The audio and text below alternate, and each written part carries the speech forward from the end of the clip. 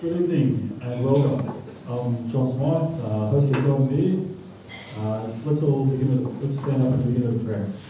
The Father, and the Son, and the Holy Spirit. Our Father, who art in heaven, hallowed be thy name. Thy kingdom come, thy will be done on earth as it is in heaven. Give us this day our daily bread, and forgive us our trespasses, as we forgive those who trespass against us. And lead us not into temptation, but deliver us from evil. Amen. St. Thomas Aquinas. Pray for us. In the name of the Father, and the Son, and the Holy Ghost. Okay, so as you know, the Golden Beer series, it's an initiative of the Knights of the Southern Cross. And we do this with the support of the Catholic Development Fund. So I just want to thank those two organisations off the bat. Our topic for tonight is how to fix Catholic education. And I can imagine that for some people this topic might come as a bit of a surprise. Fix Catholic education? What do you mean? It's doing great. On many measures, Catholic education is a huge success story for the Church in Australia. Thanks to the advent of government funding to 90 government schools about 40 or so years ago they began, Catholic schools have grown dramatically. From being just a small part player in the Australian education sphere, something like 25 to 30% of students in Australia go to a Catholic school now, depending on where you're talking about. So it's become really significant, a quarter plus of the population. They do pretty well academically, better than average, punching above their weight academically. They have good communities. They teach good values to their students. I myself was a product of a Catholic school, and I really enjoyed it. It was a great school. However, only a very tiny percentage of graduates from Catholic school go to Mass each weekend. And very few graduates of Catholic schools can articulate the reasons for the Church's positions on key issues, or explain the Church's teaching on key aspects of its theology. And probably an even smaller number actually support the Church's teaching on those key things. So on those measures, you might begin to question, how successful are Catholic schools at their central mission? I think very few Catholic graduates of Catholic schools would say that they've had a personal encounter with Jesus Christ, where they really were able to make a decision about whether they believe in the person of Jesus Christ and they want to follow him in their lives. I'm not saying no one's had that experience, but I believe it would be a small number. Some people would argue Catholic schools have become a little bit like kind of cheap private schools, where you go to get a better than average education, but maybe you're not being invited to participate in the mystery and the tradition of the Catholic Church in a full way. Some people might argue that.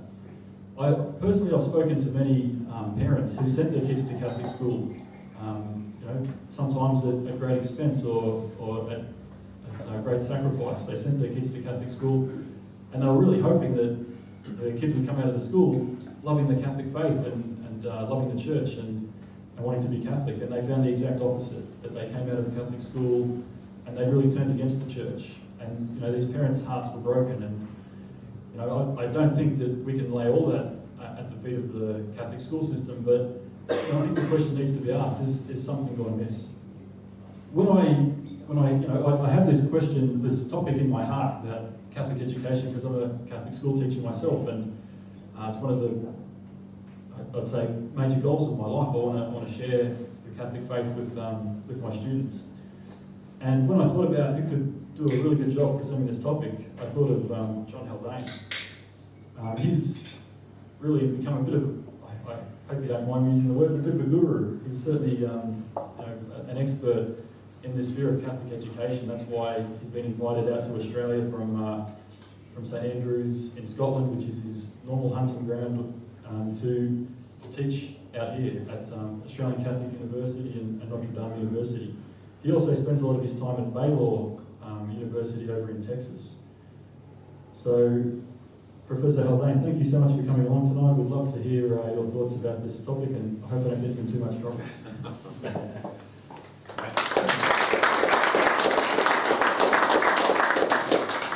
Well, thank you very much indeed.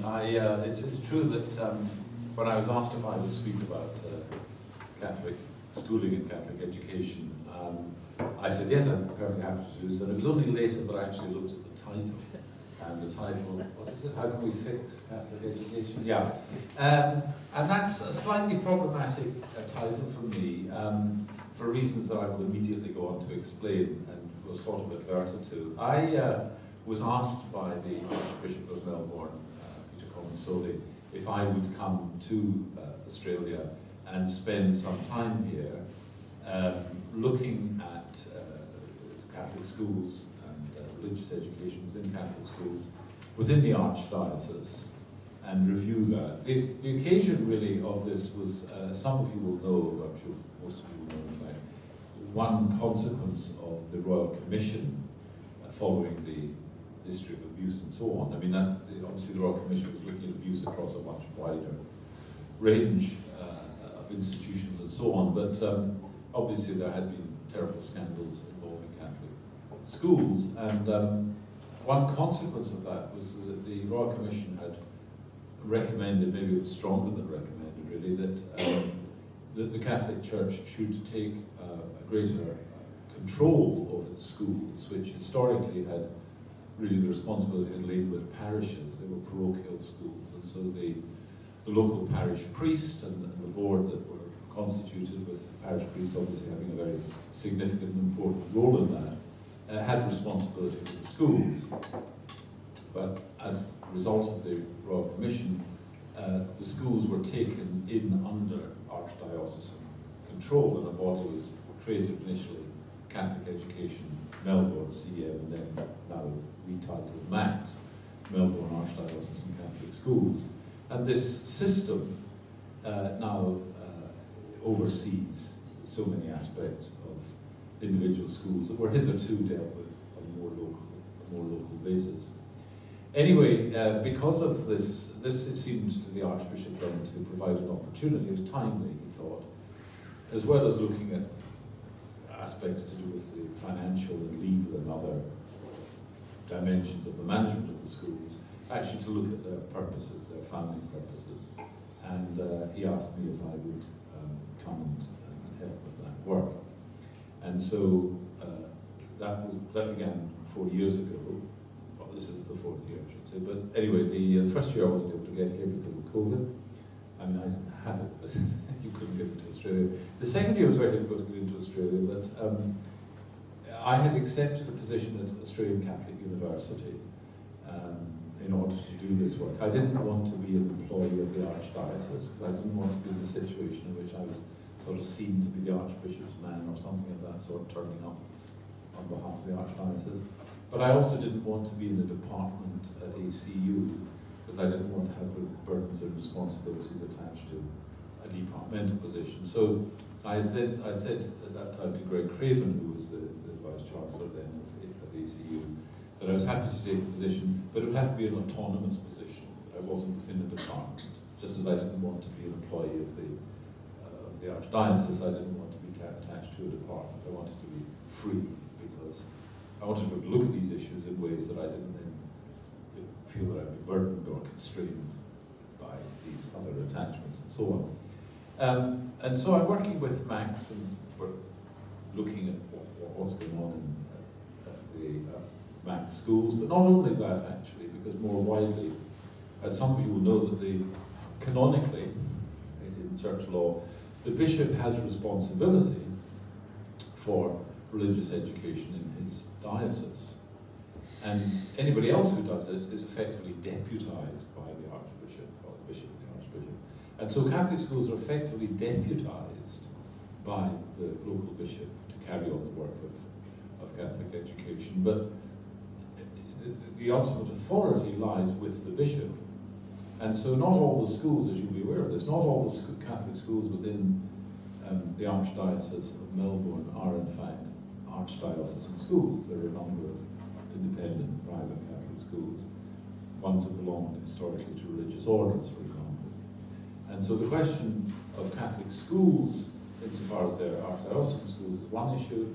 The question of religious education within the archdiocese is a broader issue, because it doesn't just bear upon the archdiocesan schools, it relates to the private schools and so on. Anyway, that's my sort of brief.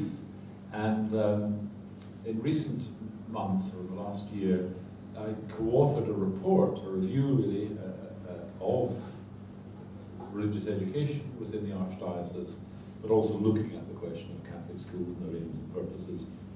And that report lies with the Archbishop, and I hope and I believe it will, fairly soon I hope, be made public.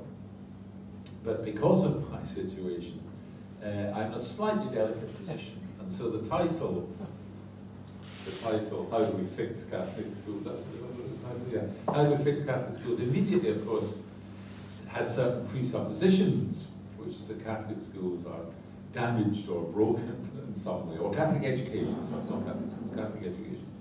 Because if we need to fix it, it must be because it's broken or it's damaged and so on. And that's one issue that I want to say a little bit about.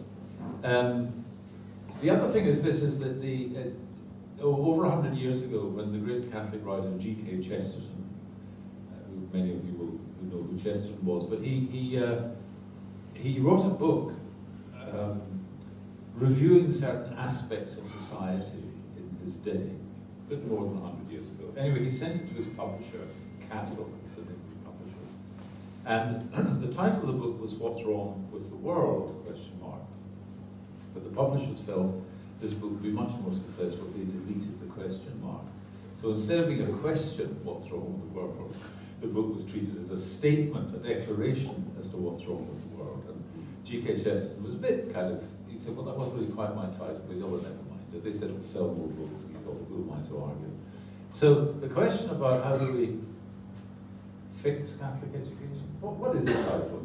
How to fix Catholic education. How to fix Catholic education. This is ambiguous between, as it were, a question and a statement, right? I mean, it could be, how are we to do this? Or it could be, here's the answer, right? So the title could be either as a question or as an answer. So I will say something, you'll be pleased to know, I will say something about Catholic education, but I'm not going to speak particularly to the specific circumstances of Melbourne schools, if you don't mind, because I just think that would not be appropriate. But the issues that I'm going to talk about are really quite pervasive. They arise across not only the English-speaking world. I know in my own country, the United Kingdom, I know the situation in education, Catholic education there pretty well. I also know the situation in the United States very well, because I've held positions at 4 American universities, from the East to the Midwest. And our children, when I was at Georgetown University in Washington, D.C., our children went to Catholic parochial school in the United States, and I keep in touch with aspects of American education. And I know the situation reasonably well, both in New South Wales and in Melbourne, and slightly to a degree in Western Australia, but I know it's a detail. And really, although there are differences, as you would imagine, partly to do with the history of the church in these different parts, many of the opportunities, difficulties, challenges, and problems are the same across the English-speaking sphere, and no doubt in other parts as well, but these are the parts that I know of the world best. So I think there's really, excuse me, 3 questions that this title poses in my mind at any rate. One is, what is Catholic education? The second one would be, what are the problems, the difficulties that it faces? And the third would be, how do we address those? How do we try to do something about that? But I want to begin with this question of what is Catholic education? And of course, it's something larger than schooling. And even if we, first of all, it's a consequence of our living in strongly state-structured societies in which government is very strong. It's a consequence of that we immediately, if we think about education, we immediately think of schooling, or institutional education in one way or another. But a great deal of education goes on outside the context of institutions. I mean, fundamentally, and in an originating state, it goes on within the home. So the first place where children are educated is in the home. And the home is a very strong force in the shaping of children. The moral environment of the child is, in the first instance, the moral environment of the home. Now, one problem, or let's just say, to begin with, let's just say one feature of the current state of affairs is that you might say the walls of the home have turned out to be highly porous, because the home is not really a solid protection against the world, because increasingly children, so much of what happens within the home actually comes to children through social media, television and things of that sort. So even if you go back a few years before mobile phones, go back before the internet, it was beginning to be the case that parents would put a television in the children's bedroom, so the children could sort of ease their lives, right? So it was entertainment for the children. So it was already the case, going back some years, that with children, I say that the dominant and originating influence is the moral environment of the home, because one immediately thinks of the parents or the others at home and so on. But for quite a lot of the time, the parents actually weren't spending time with the children. The children were spending time with whatever was on television. And of course, more recently with computers and then internet access and social media and mobile phones and so on, it's increasingly the case that the home, in the sense of the domestic setting and the parental or guardian presence, is a diminishing component in the shaping of children's lives, even before they get to school. And once they get to school, of course, those sources of influence, television, internet, through the mobile phone and so on, don't diminish. If anything, they intensify. So one problem that families have is that there's a very little opportunity, or at any rate, if there's going to be an opportunity, they have to intentionally create and curate that, you might say, within the home. But also, once the children go to school, they're open to all sorts of influences, both within the school, but also, as I say, from beyond the school, what comes through the internet and things of that sort. And just as that's a challenge for parents in the home, it's also a challenge for schools, because schools have to deal with this issue. And in Britain now, there's, I don't know if you hear about Australia just now, I haven't followed this, but in Britain, there's a proposal that phones should be banned within schools so that children wouldn't be able to use their telephones. I mean, it's not a question of contacting one another, or so texting and things of that sort, but actually be very limited in the use that they could have. So one of the challenges to schooling these days is the fact that so much of what children are influenced by is coming through other sources, more or less uncontrolled sources. But how I got into this was by saying that we shouldn't think that education is all institutional education. Education is something that goes on, as it were, in the environment of the child in all sorts of different ways. Now, historically, it would have been through the influence of the parents and siblings and such like, increasingly through the influence of social media and so on. The other thing about Catholic education is, of course, it doesn't stop with school, because we've got higher education as well, and that's been a very important influence. It's also been very important in raising Catholics up economically. So in the United States, for instance, and obviously to a degree here also, Catholic colleges were very important as providing a resource for what were an economically and socially disadvantaged group, Catholics, for the most part, Irish, Italian, Polish, and so on. It was a means by which they could get a kind of education that would put them at least on track to be competitors with their non-Catholic fellow citizens. And groups like the Jesuits, for example, societies like the Jesuits and the Christian Brothers, but I think particularly the Jesuits in this respect, took it as part of their task to try to educate Catholics into the middle classes. And they were quite successful in that. But of course, as Catholics became more affluent, so they sought to diminish the differences between themselves and their neighbours. And so, paradoxically, you might say, the Jesuit, I'll just take the Jesuits in this case, but it wouldn't only be the Jesuits, but the Jesuits' intention to try to enable Catholics to take their place in society by entry into the professions actually had the consequence that Catholics lost their faith.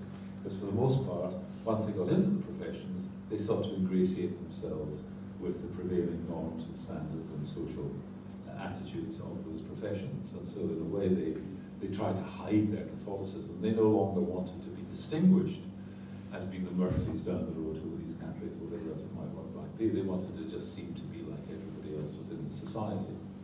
And so the challenges, the difficulties, the things that need to be fixed aren't just about schooling, they're about every stage of Catholic education. Here in Australia, both UNDA and ACU, two Catholic universities, I'm not thinking of independent places like Campion College in Sydney and so on, I'm thinking of these large-scale providers, have all come into being through the transformation of teacher training colleges. They had their origins in teacher training colleges, initial teacher training, and then they were sort of incorporated during the history. There's some who incorporated into these larger entities. UNDA, based over in Fremantle, but George Pell gave great support to, when he was in Sydney, gave great support to UNDA on Broadway there in Sydney, and obviously ACU, which is a larger scale institution, has been brought into being through the amalgamation and transformation of these various teacher training colleges. Now, their mission, as the title of the teacher training college indicates, was focused on schooling. It was about training teachers as primary school teachers and high school teachers who would go out there and continue the work of Catholic education. And as you say, particularly once Catholic schools became recipients of state funding, the system, federal funding, the system expanded, and of course more teachers were needed. There was more money to employ more teachers and so on. So these institutions increased in scale, in activity, in the number of their graduates, and so on. But in the process, just as when Catholics moved into the middle classes, they adjusted their sense of themselves and their ambitions to the prevailing norms of those classes, so Catholic universities have adjusted their identity and their ambitions to the prevailing norms of the university, the higher education sector in general. And of course, the higher education sector in general has no interest in Catholic values or purposes or understanding of the world. And so there's a tendency that once you mix in the company you aspire to be among, you don't hold on to your own identity, but you just absorb the values of that world. And that's generally a feature, particularly inevitably so, with the public funding of higher education. Because if you're competing with other institutions for public funding, then you want to win in the same race that they're racing in, as opposed to trying to do something significantly different. So these are sort of structural features, you might say. I'm very far from being a Marxist, but one of Marx's great insights was, if you change the material circumstances, you change the culture.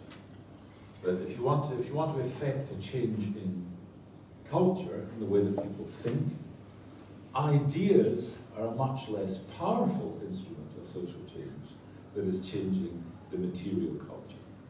If you change where the wealth goes, if you change where the rewards go, that's much more inclined to get people moving in the direction you want than is ideas. Ideas are, they have their place. It's far be it from me as a philosopher to want to denigrate the role of ideas.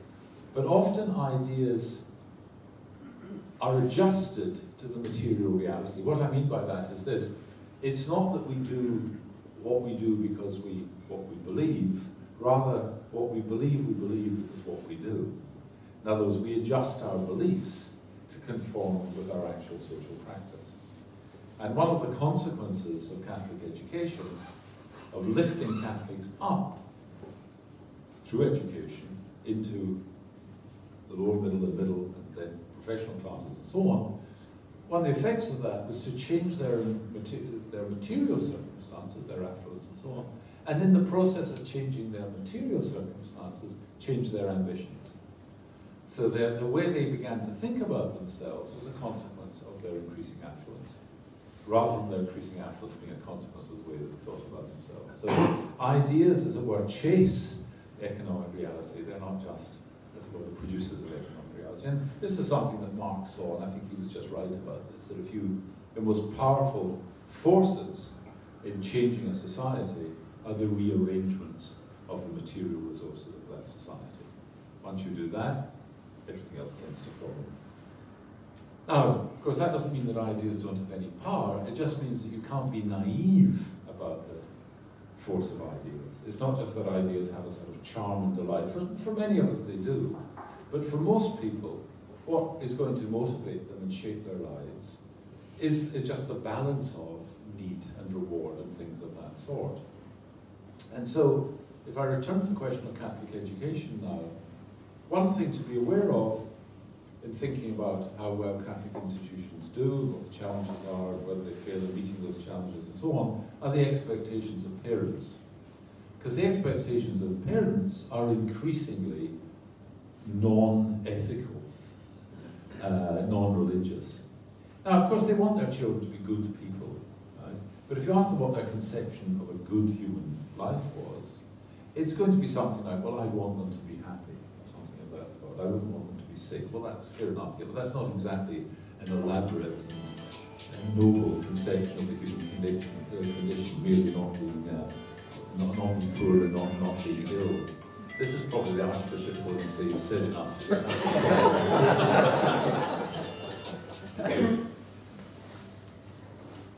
That's a convenient way. Thank you very much, sir, for arranging that. That's very good, thank you. So I think we have to. Sorry, were you? Sorry, were you? No, I'm not inviting questions at this point. You're going to have a chance later on, but not yet. So the situation of parents who are caught up in this material culture is quite a significant factor. And my sense is that Catholic parents, or put it slightly differently, people who are sending their children to Catholic schools who aren't necessarily Catholic parents. I don't mean that just in the sense they might not be baptized Catholics. What I mean is they may not share in Catholic values, they may be different with regard to them, and so on. Often the factors that are shaping their thinking have got really very, very little to do with a Catholic understanding or more broadly Christian understanding of human life, and so on. I think you touched on this, that some just view it as a cheap form of private schooling. By the way, you said the Catholic schools function very well, I can't read the phraseology and so on, but as some of you will be aware, actually Catholic schools are underperforming in certain areas. So for example, with regard to numeracy, I think Catholic schools are below the standard of public schools here. So the Catholic situation isn't, even with outside of questions you might think of being proper to Catholic schooling and so on, there is a question. Now, the reasons for that I think are larger scale reasons. They're not just to do with Catholic schools, but there are these challenges. So, what are the problems afflicting Catholic education? Well, the first point I begin with, and in fact this gentleman who had his hand up to ask a question had asked me something about this in the way, and it's quite pertinent really, is I think that there's just ignorance, quite wide-scale ignorance actually, among Catholics about what Catholicism is. Now, just to explain what I mean by that, I'll just illustrate it briefly. Some years ago when Pope Benedict, when Cardinal Ratzinger was prefect of the Congregation for the Doctrine of the Faith before he became Pope, they put out, the CDF, this body in Rome, had put out a document in the course of which they drew a distinction between churches and I think they called them ecclesiastical bodies or something of that sort. I can't remember what the other phrase was. But anyway, they distinguished between churches and these other things. And people said, well, what's that distinction? I don't really understand that. And the distinction is actually quite an important one. Because it's this, is that the Roman Catholic Church and the Orthodox churches, I mean both the Greek and Russian Orthodox, but also those churches, the 21 or 22 or 23, depends how you count them, churches, Eastern Rite churches that are in communion with Rome, all identify themselves and recognize one another as apostolic foundations. So although there was the great schism in the Middle Ages that separated the Western Latin Church from the Eastern Greek Church, that great division remains between the Orthodox and the Roman Catholics in the West.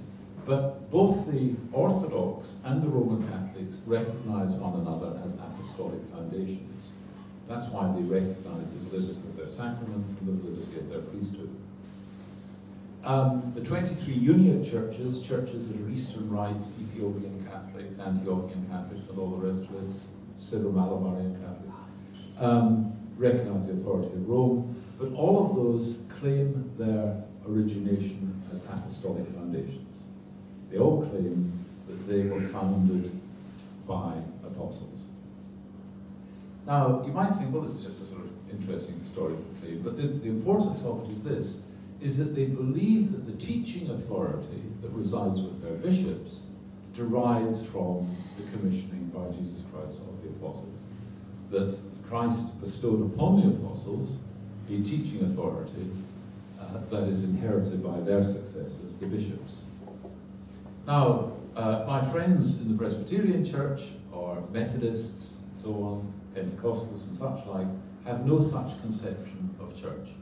They see themselves, that what makes them a church in their sense of church is that they're a community of fellow believers. Now, in Catholic understanding, that's a good thing, that they should be a community of fellow believers, but it doesn't make them a church. It doesn't make them part of the historic apostolic foundation created by Jesus Christ and bestowed by generations upon their successors and so on. Now, this makes an enormous difference. When John Henry Newman, Cardinal Newman, left the Church of England to become a Roman Catholic, he gave various reasons why he chose to become a Roman Catholic, but his fundamental reason, oh, and by the way, I mean, what had got him to this position was by reading the early Church Fathers. Because, generally speaking, Protestants didn't read the early Church Fathers, because why would you read these people from the first and second and third centuries and so on? Because to be a community of believers, all you need is Scripture. But of course, what the Church Fathers knew is that it wasn't the Scripture that created the Church, it was the Church that created the Scripture. It wasn't until the 4th century that the Scripture as we have it today was defined. It was defined by councils of the Church. That the Church existed before Scripture. The Scripture is the written tradition, but the Church existed before the stuff got written down. And so the Church had to decide which of these writings was authoritative. There were lots of Gospels and epistles doing the round and so on. And so the successors of the apostles had to come together and judge, inspired by the Holy Spirit, as to which of these were authentic and which were not inauthentic and so on. So it's built into the Roman Catholic understanding that what makes you a Christian fundamentally isn't just your adherence to something like Scripture, but it's your adherence to Scripture as Scripture is handed on by tradition, as tradition is protected by the Holy Spirit, as the Holy Spirit operates through the bishops who are the successors of the apostles. Now, this makes a great deal of difference. Principally the difference it makes is to do with authority. So as I said, when Newman had read about these early Church Fathers, he realized this about the way in which the Church had developed, and he said, ultimately, why I left the Church of England and joined the Roman Catholic Church was because I didn't want to know what this or that bishop of the Church of England thought. I wanted to know what the Church taught. In other words, he wanted to know what was authentic apostolic teaching. And the opinions, be they of learned theologians or learned scriptural scholars, were just opinions. Whereas what the Church taught was magisterial. It was the teaching of the Church. It was the apostolic teaching. Now, I mention this because I've encountered again and again something that, perhaps it shouldn't have surprised me, it does surprise me. I mean, it did surprise me when I encountered it. Which is that some people seem to think that revelation is ongoing. and that new doctrines can come into place and displace older doctrines. It's a defined teaching of the Roman Catholic Church that revelation was complete with the death of the last apostle. There is no post-apostolic revelation. Revelation was complete with the death of the last apostle. And the totality of revelation exceeds what is recorded in Scripture. That's what we call sacred tradition. So sacred tradition is what Jesus taught the apostles. We know from Scripture itself, where it's written, not everything that he taught is in this book. So there was more that was taught by Jesus to the apostles than was recorded in Scripture. And the deposit of faith, that totality of what Jesus taught, is preserved in the apostolic tradition. And as I say, what goes with that is revelation was complete with the death of the last apostle. The Holy Spirit inspired the apostles in their work, but there is no post-apostolic revelation. Now, of course, Roman Catholics are inclined to believe, and I don't say wrongly, but inclined to believe in these sort of private revelations that the mystics may have had in one thing or another. The Church does not require us to believe anything that has been claimed in any post-apostolic claimed revelation. The Church does not require us to believe in any claimed Marian apparition. There is nothing post-apostolic that the Church requires us to believe. These are pious devotions and beliefs and so on. You may believe that Mary appeared here or there. You may believe that Catherine of Genoa or Catherine of Siena or Mother Julian of Norwich or whoever it may be is a recipient of private revelations. But there's nothing in any of that that you're required to believe, and nothing in any of that is necessary for salvation. All that's necessary for salvation is what was given to the apostles, and nothing was added to the deposit of faith beyond the apostolic revelation, the revelations to the apostles. Now, you might say, well, this all sounds a bit kind of, it's interesting and so on, but what's that got to do with Catholic education? Well, what it's got to do with this is that nothing will constitute Catholic education unless it is framed within this understanding of the Catholic Church as being the inheritor of the apostolic tradition. That Catholic education, whether it's in schools or in universities and so on, is not education as it's done everywhere else, plus something else. So I think a lot of people think of Catholic education, say Catholic schooling, we think, well, what's the difference between Catholic schools and non-Catholic schools? Well, let's say 80% of what we do is the same as between the two schools. But in Catholic schools, there's another 20 or 10 or 5.5% is the Catholic bit. And you say, well, what is that Catholic bit? And some will say, it's the ethos. It's the Catholic ethos. That's what we add, right? And some will say, well, it's catechesis. That's what we add. Now, of course, some educators will say catechesis is something you should be on in schools. That's something that should be done in parishes. That's not the business of schools and so on. So what you can see you get here is a sort of diminishing sense of what the difference is between a Catholic university, a non-Catholic university, or a Catholic school and a non-Catholic school, and so on. Catholic education now is understood as education, well, that's the same everywhere, plus the Catholic component. It'd be like, I don't know, being in a Syrian school. Everything's, a Syrian school here in Melbourne or something like that, so everything's the same, plus you do a bit of Syrian history that others don't do, or something of that sort. Now, if that's how you think about Catholic education, you're not engaged in Catholic education. Is this my phone? No, it isn't. No, that's not my phone. Right. Maybe the Archbishop again saying, enough already. Well, probably the Archbishop wouldn't be saying enough already, that's a Jewish expression, but anyway, on that.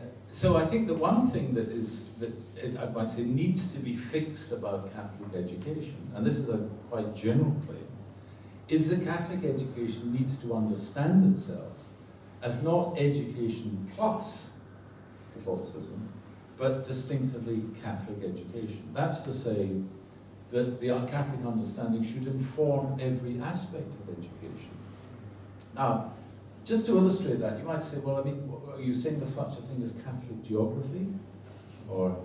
And the answer is, in one sense, yes. Now, what I mean by that is this. Of course, it's not that Catholicism has different maps of the world, but people who do geography, certainly in secondary schools, the thing they're interested in are not just questions of the maps of the world, but human geography. But also, if you think about maps of the world for a minute, it's not as if the world laid down the maps. The world didn't determine where the borders lie. The borders, the contours of the world, geographically speaking, are the products of human activity. They're the products of empire building, they're all products of wars, they're the products of famines, they're the products of tragedies of one kind or another, or successes of one kind or another, and so on. So if you start to think about geography, you have to see geography within the context of human activity. Because it's humans that determined the geography of the world. I'm not talking about the geology of the world, I'm talking about the contours of countries and one thing and another and so on. But even such things as what the products are of countries, there's a human explanation for that. And then when you start to think about the human explanation for that, you start to ask yourself the questions about the values that were at work in the shaping of these countries and their histories and so on. And then when you start to think about those values, you have to think about whether those values are authentic values or not. And to think about whether they're authentic values, you have to have an account of what human nature is and what befits human nature and so on and such like. So you have to have a measure of good and bad. So even in doing geography, we're driven into ethical questions, and being driven into ethical questions, if we're Christians, and specifically if we're Catholic, we're going to be thinking about the Catholic understanding of the human person. So the Catholic understanding can find a place in the teaching of geography. And you might say, well, what about mathematics? Well, here's one way in which mathematics and Catholicism kind of go together. Mathematics, if you're thinking about pure mathematics, supposing in the 18th century there was the question of the determination of the expansion of pi, for example, right? Are there 3 successive 7s in the expansion of pi? It's an arithmetical question and so on. Now, the fact that human beings ask that question, which has no practical implications whatsoever, okay? The question of whether the expansion of pi is finite or infinite. In other words, you know, if you calculate 3.14 and then you keep going, you keep going, you keep going, you keep going, is that an infinite sequence or is that a finite sequence? You might think that question is just of purely theoretical sort, but it tells you something about the kind of creatures that human beings are, that their minds are engaged by such a question as to whether or not the expansion of pi is finite or infinite. In other words, human beings, be it that we are animals, we are animals of a very distinctive sort. We're animals who care about truth for its own sake.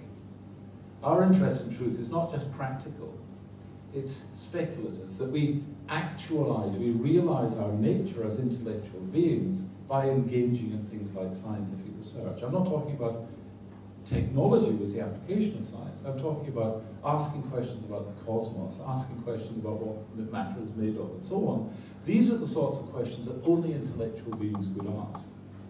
They're obviously questions only intellectual beings could answer, if they can be answered at all. But again, even in the study of pure mathematics, there's an opportunity for reminding students of the fact that we are very special sorts of beings in the order of nature. We're not just other animals, we're intellectual beings. And of course, once you see that we're intellectual beings, the question of what sort of life fits intellectual beings becomes an important one. Are we living in a society that is fit for intellectual beings? I don't mean, when I say intellectual beings, I don't mean sort of clever intellectual beings, I just mean the sort of creatures that have minds. Or is the culture that we inhabit one that is degraded from that point of view? Now, anybody who watches television, as I do, is going to be struck by the fact that it's an incredibly degraded culture. It's not a culture fit for creatures whose destiny is heaven. It's not a culture fit for creatures who have the capacity to engage in reason and deliberative reason and so on. But the difficulty for Catholic education is that Catholic education, whereas in this respect, it ought as were to set itself against the world, it chooses to be part of the world. And part of the reason it chooses to be part of the world is because it's driven in that direction by parents. It's driven in that direction by league tables, successes of that sort. It's driven in that direction by the fact that the universities that educate the teachers want to be successful in their competition with universities that have no interest in Catholic ideas and values and so on. So to be Catholic should be to be countercultural in terms of the kind of culture that we inhabit. And to be a Catholic educator and to be a parent who wants their child to be educated, whether it's a young child or at university level and so on within a Catholic context, should be to be somebody who's willing to support a counterculture. Now, of course, that has ethical dimensions as well, which are very familiar to us in areas of sexuality, in areas of personal relationships, and so on. And again, I think that one of the challenges that faces Catholic education is that, whereas I think if you went back 100 years ago, let's say, Catholics did have confidence in their tradition.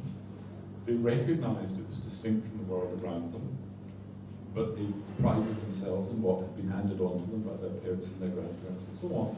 I think that Catholics increasingly just have assimilated themselves into the prevailing culture, and in so doing, they've adopted the values of that culture. And in having adopted the values of that culture, they read that into their aspirations for Catholic education.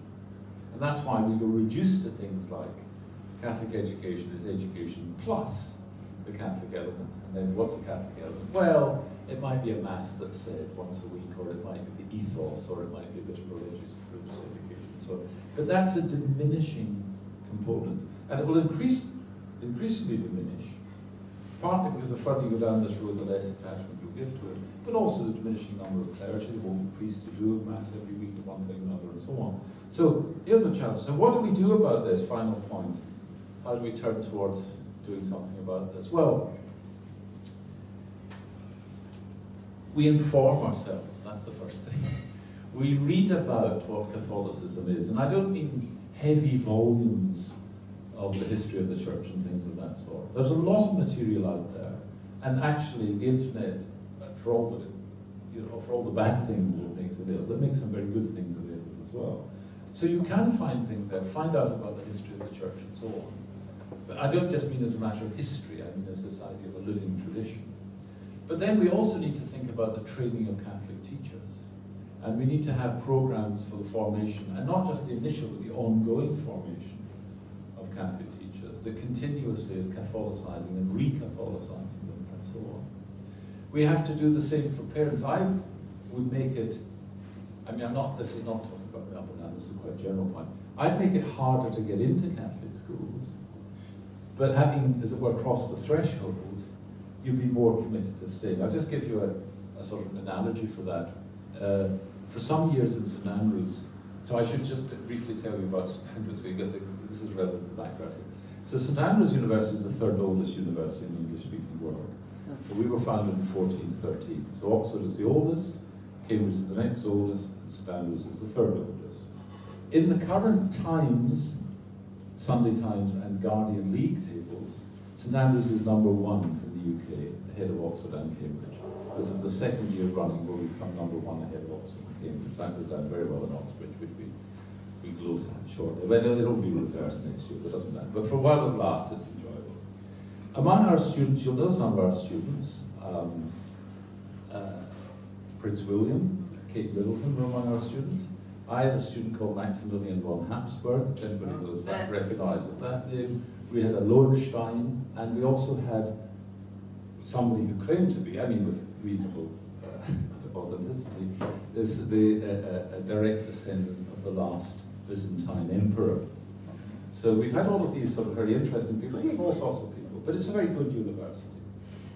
Now, we have departments of philosophy, departments of social anthropology and so on, and we're grouped into schools, and I was head of the School of Philosophy, Anthropology, Music and Film for some years. So I was sort of, each department is a chair, but then I was the sort of chair atop the chairs, so to speak. And there was one period when social anthropology, the head of social anthropology came to me and said, look, we're having difficulty recruiting students, we're not getting enough students. Can we lower the entry requirements for social anthropology?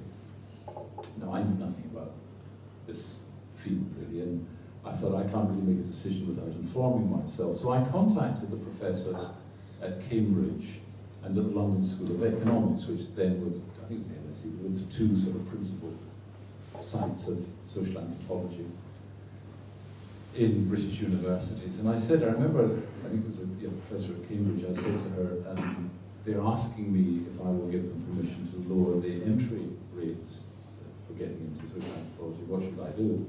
She said, you should raise the entry rates. And I thought, that's going to go down well and so on. So I spoke to the chairman, I said, well, I've taken advice on this. And no, you're not going to be allowed to lower the entry rates, but you are going to be allowed to change them. You've got to raise the entry rates for social anthropology. Now, probably tell the next thing. The applications went up. Because if people think it's harder to get in, they think that what they're going to get, if they get in, is going to be of greater value to them. Because people go, oh, you did social anthropology at St Andrews, well, you must be pretty good, right? So the point is, I think we should make it harder for people to get their children into Catholic schools. Because then they'll think it's something worth getting into. It's harder to get into. And also, if it's harder to get into, it'll be harder to fall out of. Because that requirement is not just, as it were, at the front door, it'll be an ongoing and continuing requirement. So one way of raising the actual performance of an institution is by raising the threshold for entering that institution. This, by the way, has got related issues which would be in a whole other area of another talk. You know, clergy have to address this question. Should I baptize the child of parents who show no interest? They just, for all, as far as they're concerned, it's just going to be an event at the church and so on. They've got no intention of raising their children. Should you baptize a child? And some people, you can argue this one way or the other. Should you marry people who have no intention of living a Christian marriage and so on? And you can see, to some extent, there's a similar sort of analogy here, which is that if you set as a requirement of something that people think they want, such and such, it's more likely that they will try to act and live in ways that meet that requirement. So one thing I would say in trying to address the question about Catholic education is make it harder to get in. Now, of course, it will be the case that some people say, oh, fair enough, if that's what it is, I don't want it. But then those people weren't interested in Catholic education in the first place anyway. If they're going to walk away as the threshold is raised, they were never interested in it to begin with. Now, the one thing I would say about this is that I understand this, that one reason why bishops, and I'm talking universally now, one reason why bishops are disinclined to take any steps of that kind is their fear that the last sort of grip they have on their being a Catholic population is the enrollment of Catholic schools. And that's a bit like the case, by the way, for baptizing a child, even if there's some doubt. I mean, there's apart from the merit attaching to that for the benefit of the child, but that this might actually bring people back into the church. Or again, if you marry people in the church, they bring them back into the church. Well, it may do, and it may not. It may not do. But these are prudential judgments, these are difficult judgments, and so on. Anyway, on that note, I think I'm just going to stop, and we can discuss some aspects of it. Is that all right? Good. All right. Thank you very much.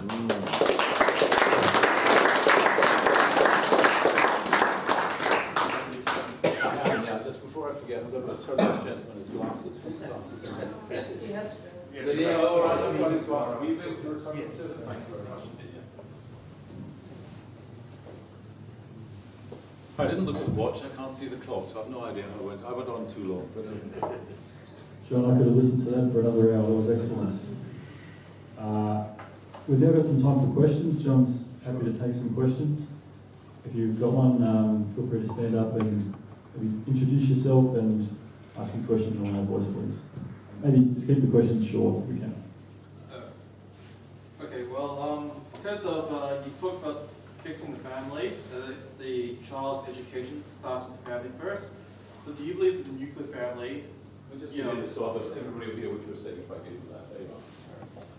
So you talked about fixing Catholic education starting with the family. Do you think the nucleus family would be the best way to fix a child's education? And in terms of raising them in the Catholic faith, I believe there was a case case in London where a preacher was arrested for preaching the Bible. So how does one raise a Catholic in this society? Well, let me take the second. Thank you. Let me take the second question first. I mean, the more that people do the things that I described in terms of... Oh, sorry, I was leaving the microphone down there in case you wanted to pass them on. I was going to ask about that. Sorry, the more that you do the things that I was talking about in encouraging people to study aspects of the history of the church, the theology of the church, the spiritual traditions of the church, and so on, the more they will have the confidence to resist the opposing values of the world around them. Now, there is something that has developed, particularly in the United States, and I didn't think it would develop in Australia, but it has begun to develop here. And I didn't think it would begin to develop in Britain, though it has begun to develop there as well, which is homeschooling. And the homeschooling movement in the United States is really quite strong now, and quite large. And interestingly, it's not just conservatives who are homeschooling. Increasingly liberals, progressives, whatever term you want to use, are homeschooling as well. And the reason is, in the case of conservatives, Christians and so on, is that there's the thought that the public schooling, or a large part of the thought, the public schooling was hostile to their values. And so they wanted to have an opportunity to raise their children in a way that would nurture those values and so on. But it's more generally come to be the case that people in the United States think that the public schooling system has simply failed and is just terrible. And so even liberals see that. And so in places like Chicago, there's not at all a conservative city, but Evanston, which is a suburb to the north of Chicago, there's a big homeschooling movement. And these people, the people who are doing this are liberal progressives. They just feel that the public schooling has failed their children. So in fact, public schooling in the United States is a diminishing, I mean, it's still the overwhelming majority of this, but it's a diminishing force in schooling, because these other systems are beginning to develop. And once homeschooling got going, typically parents find it difficult to educate, say, in mathematics or science at the higher levels because they don't have the background. And so what they do is they club together and will hire a teacher on a Saturday morning and so on to teach mathematics or chemistry or whatever else it may be. And out of that, these new kind of systems are developing. So I think that there are ways in which people, Christians and indeed others, can educate themselves, can work together to try to sort of build their confidence in education as an alternative to what is a failing public system. Going back to your first question about the nuclear family, so what was it you said? Did I believe in the nuclear? What was it you said? Something. You said family was the first step Yes. to a child's education. Do you believe that nuclear family is the key to a child's education, to raise them in a stable environment? Yeah, yes, I do. But one thing that there's that old Irish story about where somebody is driving along and he's lost, and there's some local Irish character who's sort of perched on the fence, and he says to him, how would I get to Dublin? And he says, well, if you'd wanted to get to Dublin, I wouldn't have started from here. Well, there's that sort of situation when it comes to the question of the nuclear family, right? I mean, it would be nice to start from the situation of the ideal, but the reality is we're in a mess as regards families, right? So in a way, I don't want to stigmatize particular settings that are existing within children's backgrounds. I'd rather work with them and try and do what one can and try to improve and so on. There's that thing about how, the best can be the enemy of the good. That as it were, if you hold up an ideal that nobody is beyond the reach of anyone, they don't try to reach out to take it, they just give up on it. So in a way, I think of sort of incremental improvement. So yes, of course, I think of the nuclear family as well the model of the family, certainly, yeah. And again, as I said earlier on this point about how it is that our beliefs conform to our practice rather than our practice conforming to our beliefs. One of the reasons why people have recalibrated the idea, that phrase, families come in all shapes and sizes, people say that as a way of trying to justify the breakdown of the family. Right? It's, in other words, it's because the family has failed, but you can't, as well, admit it's failed, that you have to try to say things like, oh, these can't be equally good. Well, they're not equally good. I don't believe that for a moment. These are equally good familial forms. But having said that, I don't want to, I just don't, I mean, I don't think that it's spiritually, prudentially, practically helpful to,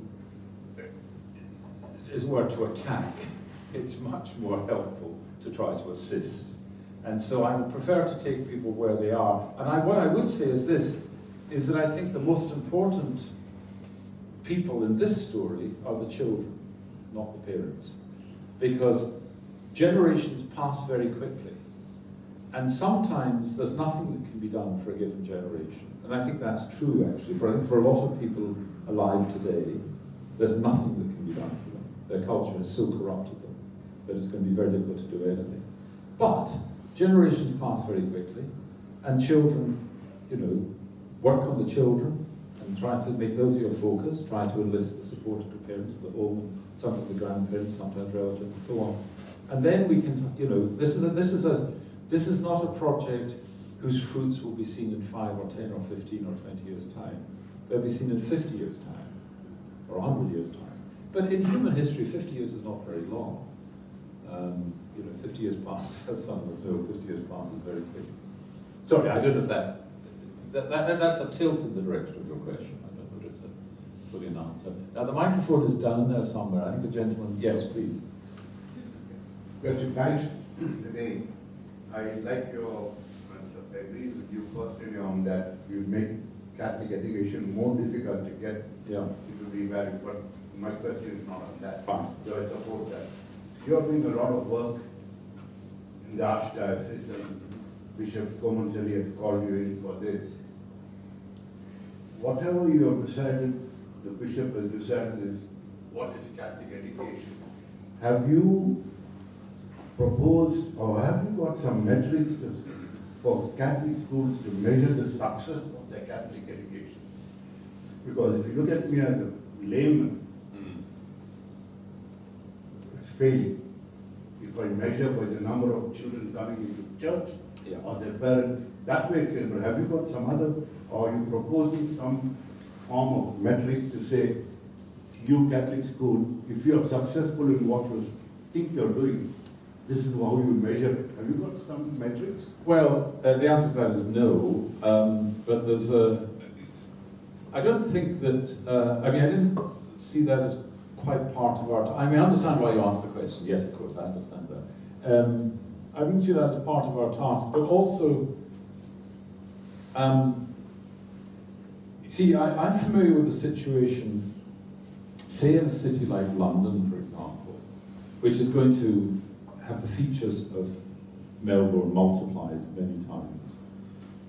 In some schools, in church schools, including Church of England schools, not just Roman Catholic schools, a parish priest might require that parents, sorry, and I should explain, these are publicly funded schools. So Catholic education in the United Kingdom is publicly funded. You don't pay any fees at all. I mean, there are private schools, but I'm talking about the majority. You know, 95% of Catholic schools in the United Kingdom are fully publicly funded. So there are no fees attached to going to a Catholic school. And the same would be true of Church of England schools. But what sometimes a parish priest will do is to put some requirement on the parents attending, let's say, services in that parish and so on. Now, what you get in those circumstances is they'll turn up for 4 Sundays prior to the period in which the determination of entry is going to be made. And then, you know, once the child's in the school, you never see them again. And nobody's going to kick the children out of the school because their parents have done that. So it's just cheating, really. And one thing I'd be a bit, you know, depends where you want to place the metrics doing their work. I think also, so there are some reservations I have about that. The other thing is this, is that the factors that determine lapsation, well, let me take a step back from this actually. So lapsation used to be, in terms of children for example, used to be measured at when they left secondary school or high school. So what you'd say is that they were Catholic, I mean Catholic in terms of attendance at Mass and those sorts of things, up to the point where they left secondary school. And then as soon as they got away from school, often when they got away from home, that was the end of that. Then it tended to sort of move backwards. Well, it would be kind of middle high school was the point. And then it sort of moved back to primary school and such like. Now the lapsation rates are such that most Catholic schools, I can't, it's a difficult generalization to make, but I'm going to guess at it from the cases I do know. Most Catholic schools, the children who are attending those are not Sunday Mass attenders. I don't mean they're not Sunday Mass attenders when they leave school. I mean they're not Sunday Mass attenders at any point through their school career, from primary school through to secondary school. My estimation, it is just a personal estimation, is that in Catholic schools, less than 10% of the pupils, non-teaching staff and teaching staff, are Catholic, in the sense as would be measured by Sunday Mass attendance, for example. Leave aside, you know, sacrament of reconciliation, confession, confirmation, and all those other things. Confirmation, of course, still has a ritualistic aspect. People go through that if they like the event and so on. But that's not to do with the schools. I mean, of course, the schools are a factor in that, but the factors are much more pervasive. If the parents were insisting, the schools would be responding, but the parents aren't insisting. So it's a, you know, if you're going to say, well, what measure are we going to base on the schools? I think it would just be unfair. I mean, it's not that I don't want to hold schools account for their bit of this, but it would be unreasonable to expect schools to do what the parents are not doing. In fact, you know, again, I mentioned Chesterton earlier on. Chesterton once said, we can't teach people what we don't have. We can't give people what we don't have. And I think a lot of Catholic parents have thought that somehow if they send their children to Catholic schools, the Catholic schools will do the thing that they've failed to do and make their children Catholic. Well, that's not, I mean, giving your children a Catholic upbringing isn't going to guarantee they're Catholic. But failing to give them a Catholic upbringing even further diminishes the chances, and leaving it all to school. Now, of course, in the order of things, through God's good grace, there will be people who come to faith in all sorts of ways, and they might come to faith through the context of a school with a very good teacher who inspires in one thing or another, and so on. But in general terms, if it's not happening in the home, it's not going to be happening in school either. And if it's not happening in school, in home, the school won't be trying to make it happen, because it won't be the priority for the parents. When the parents turn up as parent-teachers evenings, parents-teacher association evenings, they're going to be asking things like, how are they going on mathematics, or are they going to get the grades at year 12 to get them into such and such, and so on and so on. So they're much more focused on these other considerations. So I think it's a reasonable question to ask of Catholic schools, what contribution are they making? But I think it would not be the right way to formulate that question, to say what percentage of people when they leave your school are attending Mass on a Sunday. Because the answer to that question is much more likely to lie with the home than it is with the school. The gentleman over here, why don't you just use this one and then I'll give it back to me. Thank you. Thank you for tonight. Very interesting topics and discussions. So I have a son who's 9 years old. So 9 years old. 9 years old. So soon he'll be in high school. My biggest fear is that the school, whether here in Melbourne or through Australia, is the conformity of the school to the influences of the world, I suppose. Current The times. prevailing values of the culture. Correct. So it seems that there's very little differences in terms of whether you take them to public school or Catholic school. The cultural values seems to be taught in Catholic schools regardless. And my biggest fear is that there's no differences moving forward in the future. Why should I send my son to a Catholic school? I might as well just put him to one of the public schools or private school that's down the road and be like everyone else. What I'm sensing is when we did an open day tour of the school, I asked the tutor guide. What's the teaching like at Catholic school? What's the daily programs? Is it mass? Is it prayer before schools? Oh yeah, no, they'll be before school prayer if they want to, but it's not, because it's such a wide diverse of people, like very wide. And I asked, look, you have to be Catholic to come into school. Oh, it's open to everyone. You don't have to be. There's no strict. Exactly what you said. It's very 100% correct. Sorry, is there a question? Yes, there is. I was going to think what it is in a minute. Yeah. Apologies, it's a bit long-winded. But how do we improve this? Like, I guess you're like, why send my kid to a Catholic school? Correct. Essentially. Exactly. What's the point? If only 10% practice, and that's being generous. Well, first of all, it is or can be a sign of a certain aspiration to send your child to a Catholic school. What I mean is it can be an expression of hope, as it were. You know, the primitive expression of wanting is trying to get. Right? I mean, the most basic form by which human beings express their wants is by trying to get. Right? How do you know that somebody wants food? They're trying to get food, not necessarily by their saying it, because sometimes what people say is at odds with what they really feel or believe, and so on. So a better indicator of what people want is not what they say, it's what they do.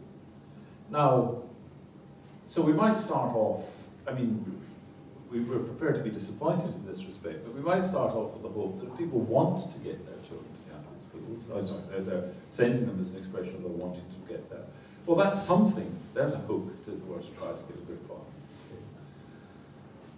Now, having said that, I think that the parents need to be more active. I mean, I understand why parents may be disappointed that a school is not providing what it is that they hope the school would give their children. But, as I say, you can't just sort of hand it over to the school, have a low opinion of the school, and then be surprised if the outcome is disappointing. Parents themselves need to be more active and take a greater role in trying to shape the school by asking these questions. You know, why is it like this? Why is this happening? One thing and another. I'll just give you an example, which is not, it sort of in general terms speaks to this, but it slightly comes at it from a slightly different angle. When I was at Georgetown University, which is a Jesuit university, or residual Jesuit university, part of the package deal I had, I was appointed to a chair in humanities, and I didn't have to do any teaching, undergraduate teaching, if I didn't want to, and I didn't have to do any administration, so it was an incredibly attractive package. Now, as it happens, I did take undergraduates. They said, why would you? And I said, because I want to teach them. But this part of the package deal was that I could send my children to Georgetown Prep. Now, Georgetown Prep is a very expensive, what in British terms would be a public school. I don't mean publicly funded school, but what would you call that kind of school like that here? I don't know. Private school. Well, it's private, but it's kind of high-end Yes, private. Yeah. high-end private. Select Yeah. entry. Sorry? Select entry.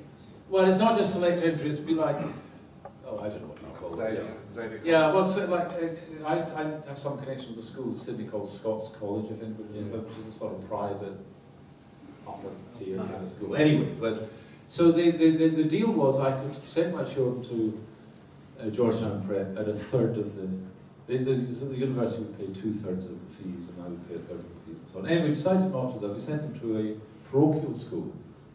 Now, parochial schools in the United States, the parish schools, because of the non-establishment clause in the US Constitution, it's been deemed, constitutionally whether there's a correct or not, a bit of a debate around that, but it's been deemed that public funds may not be given to church, religious institutions.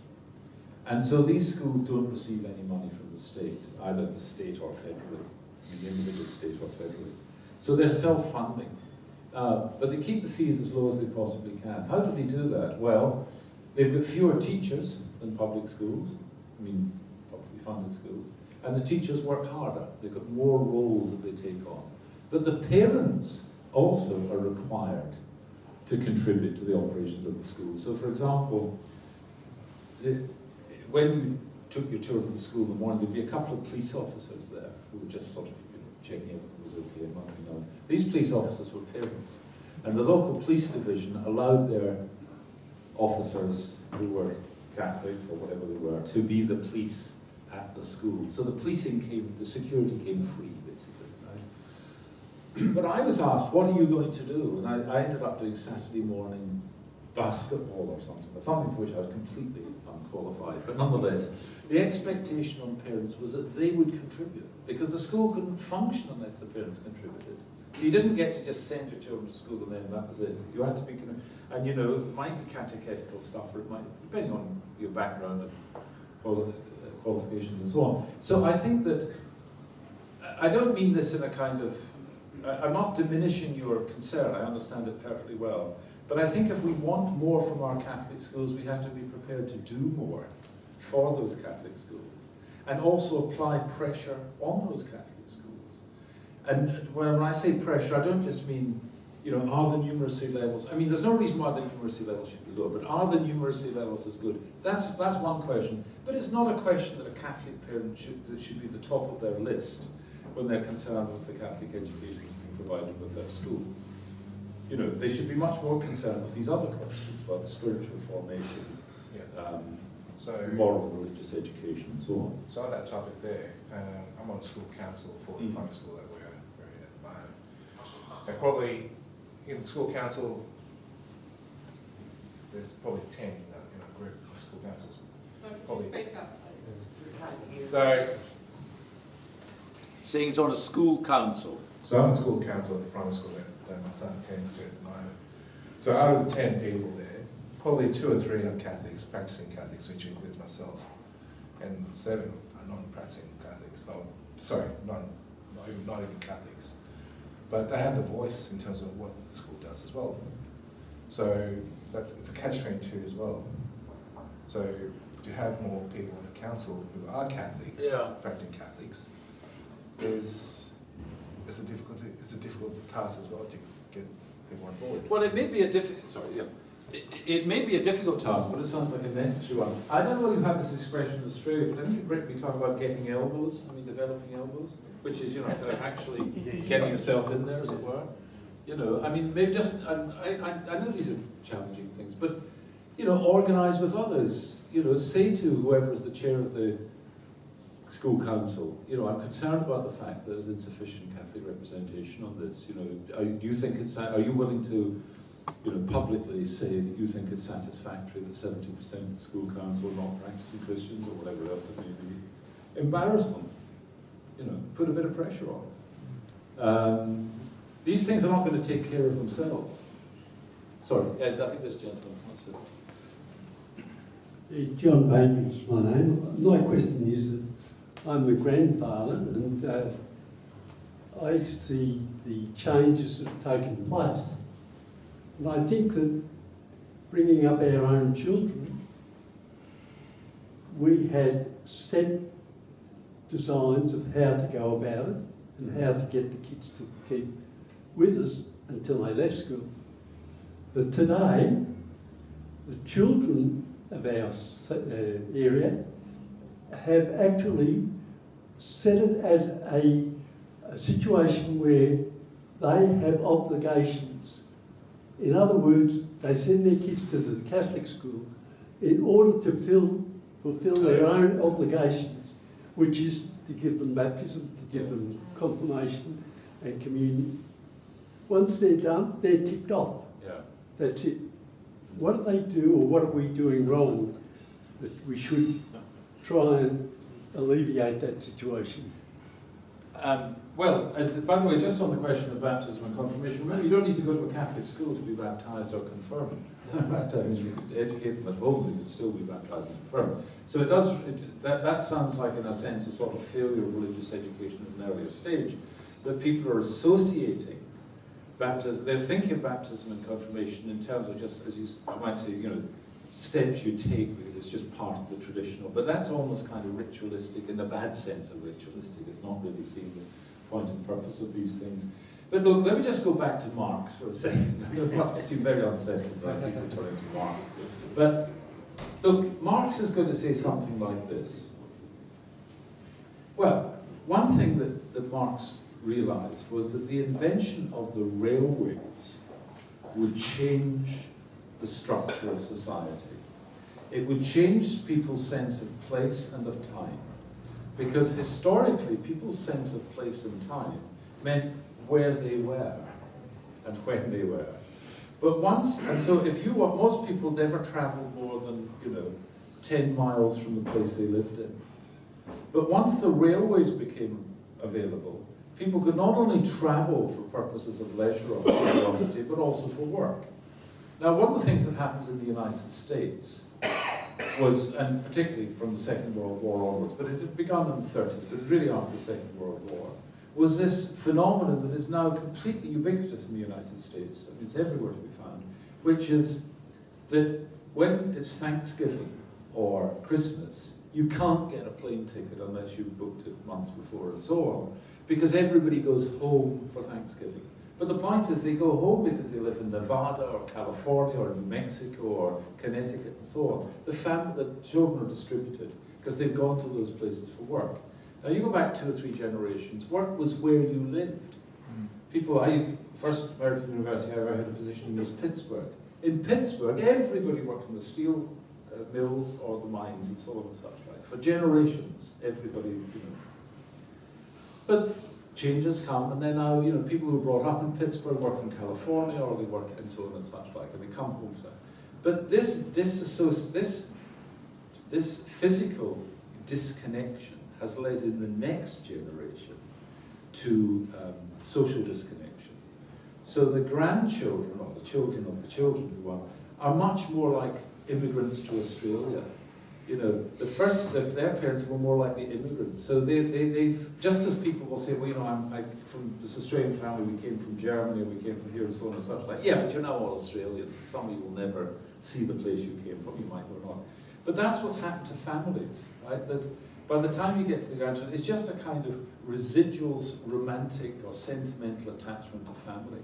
And that's why you see all these films that sort of celebrate family in one way or another. It's kind of trying to give people back in the form of a picture something that is not part of their reality. So the question is, and what I'm trying to say there is, this is what Marx would tell us, is that if you change the material conditions, change the way in which people live materially, economically, socially, and so on, you will change the way they think, right? So if you want to recover a way of thinking, it's no good just sort of doing it all at the level of mental engagement. You've actually got to work on the material conditions. You've got to be willing to say, for example, the classic case, the entry of women into the workforce. What was the origin of that? It was the First and Second World Wars. The men were across fighting in France or Germany, on the continent and so on. The munitions still had to be made. There weren't the men at home to make them. The women started to. The agriculture, the crops had to be brought in. The women went onto the land. After the war, the women weren't content to go back into the home. And so you got the entry of women into the workplace. Now, once women entered the workplace, they would see themselves in a new identity, not as sort of stand-ins for the men, but as co-equals to the men.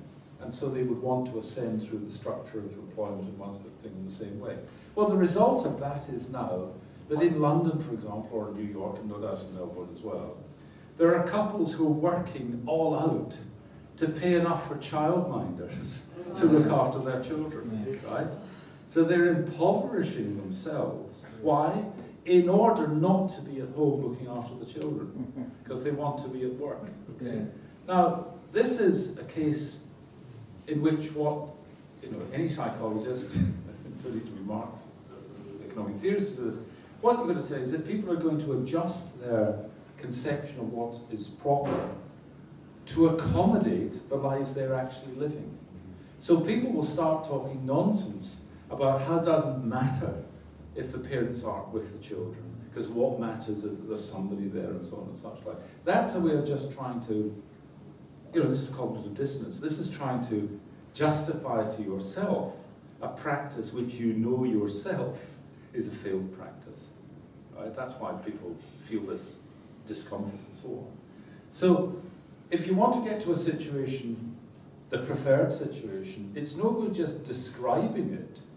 You need to do two things, or society needs to do things. it needs to have shining examples of it.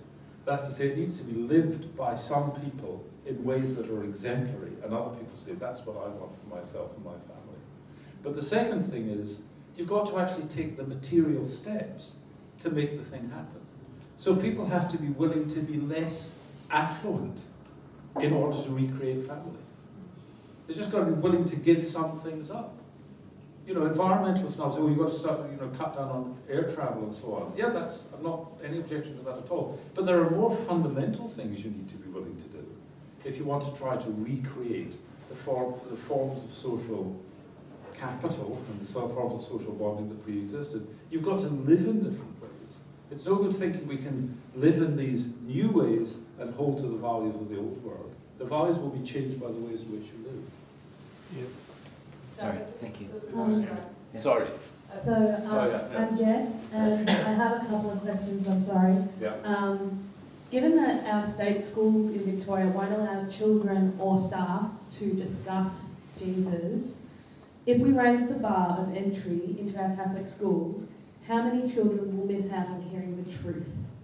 And then my second part to this is, given that our schools and our churches in Melbourne are founded out of mission, which bar of entry do we raise? Is it spiritual, ethical, mass attendance, financial, academic, behaviour, potential, ongoing demands of the families? Which bar and whose bar needs to be raised? Is it the teachers as well? Yeah. So just remind me of the first question again. If we raise the bar, then how many students miss out on? Oh yes, yeah. Well, look, I mean, the thing is,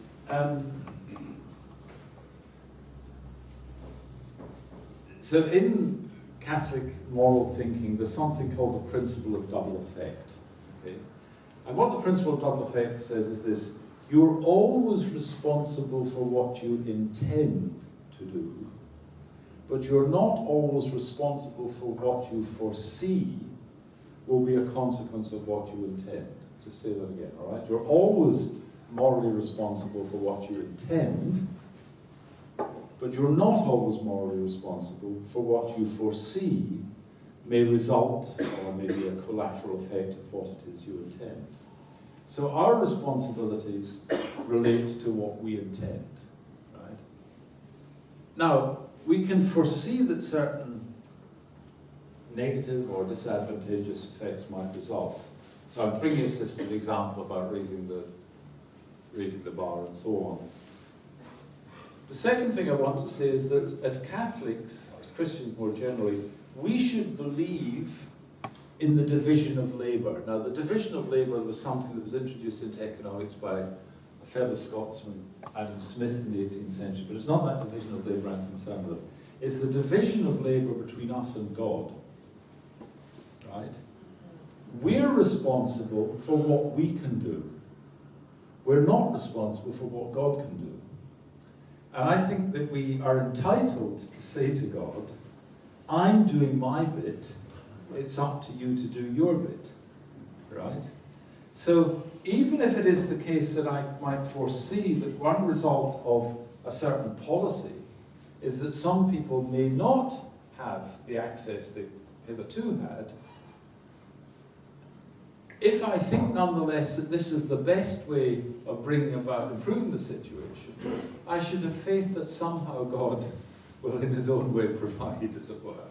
I don't mean that in a sort of twee way. I mean, I think it's a serious point here. Now, but of course also remember that there are ways in which people, I think you say, you can hear the name of Jesus outside the context of schools. So again, this is where I go back to what I was saying earlier on. We need to take on more responsibility. I mean, people outside the context of schools, parents, families, friends, whoever it might be, need to take upon ourselves more responsibility. Now, it used to be the case that the godparents, it was always part of baptism as godparents, and what the godparents took, I mean, why get the title godparents? What they took on, I mean, it's all notional now, right? It's decorative. It was the responsibility, part of the responsibility for the religious formation of those children. That's why they were called godparents, right? That they were going to play some role in their religious formation. So I'm saying three things really. One is we're responsible for what we intend, not necessarily for what we foresee. Now, sometimes, of course, if you foresee a terrible thing, that's a reason not to do it. But what I'm saying is our focus should be what we intend. What we intend to do is to try to improve the situation.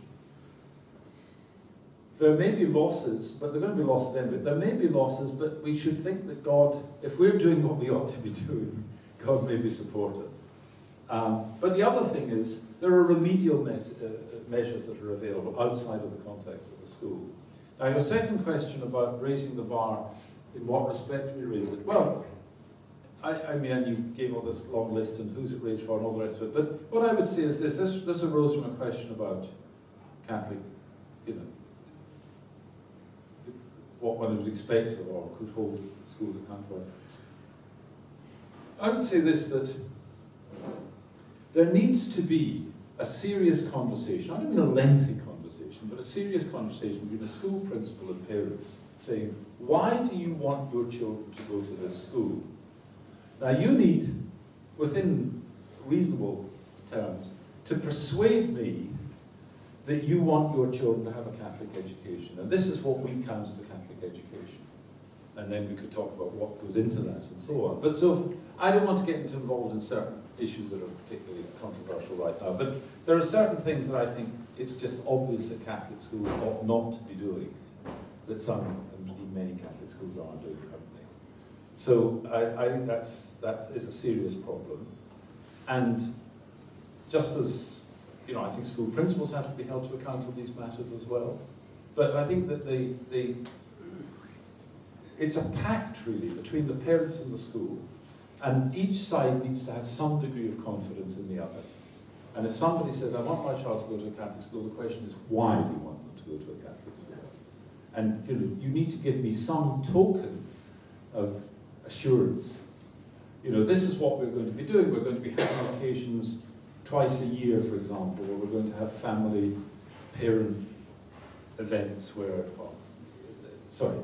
family school events of a kind of religious sort. And I don't just mean a kind of half day or a Saturday or something of that sort where things are given over for this purpose, and see how parents respond in the face of that.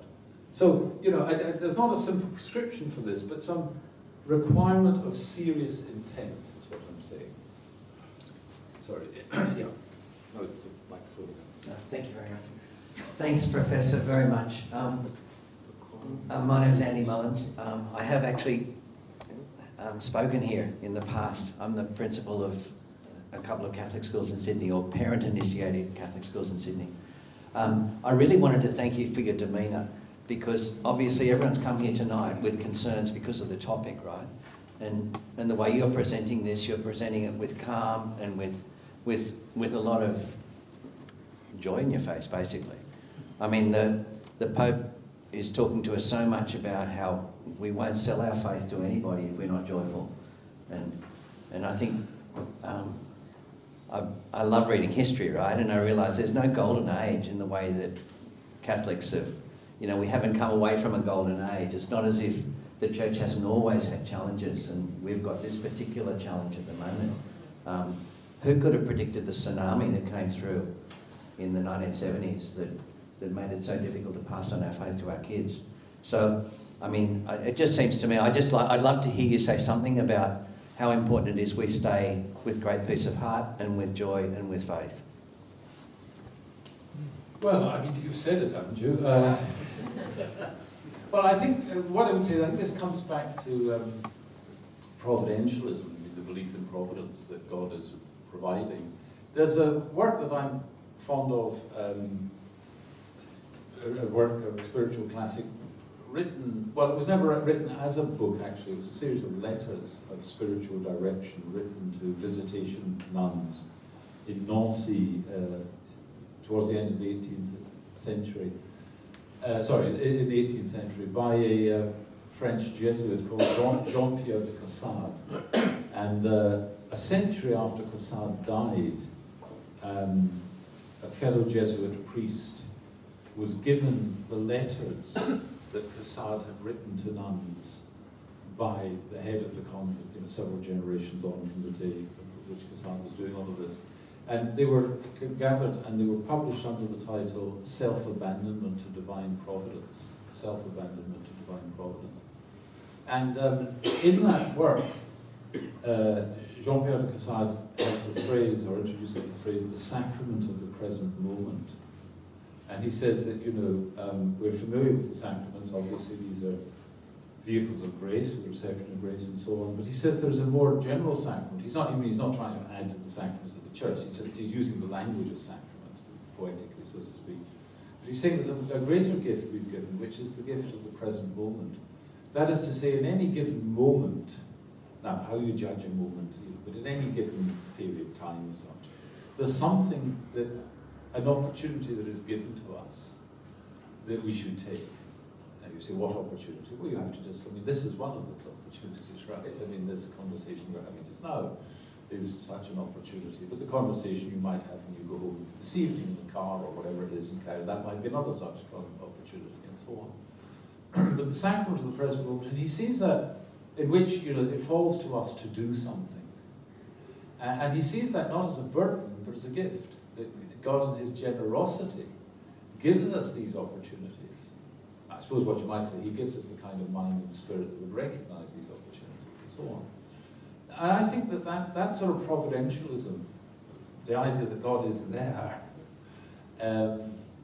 is a great gift, and that's something we should seek to hand on. But one of the effects of it is that it sort of draws your mind away from this over simple picture, which you've rightly identified in a way, which is this sort of, well, there's these times and there were those times, you know, as if somehow there are these lines drawn in history, you know, and everything was good up to a certain point.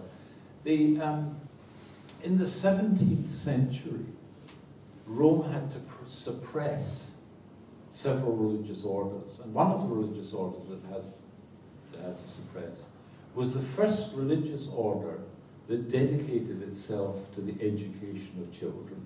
They were called priorists. And it was suppressed. Why was it suppressed? Because of the sexual abuse of children by the clergy of that order.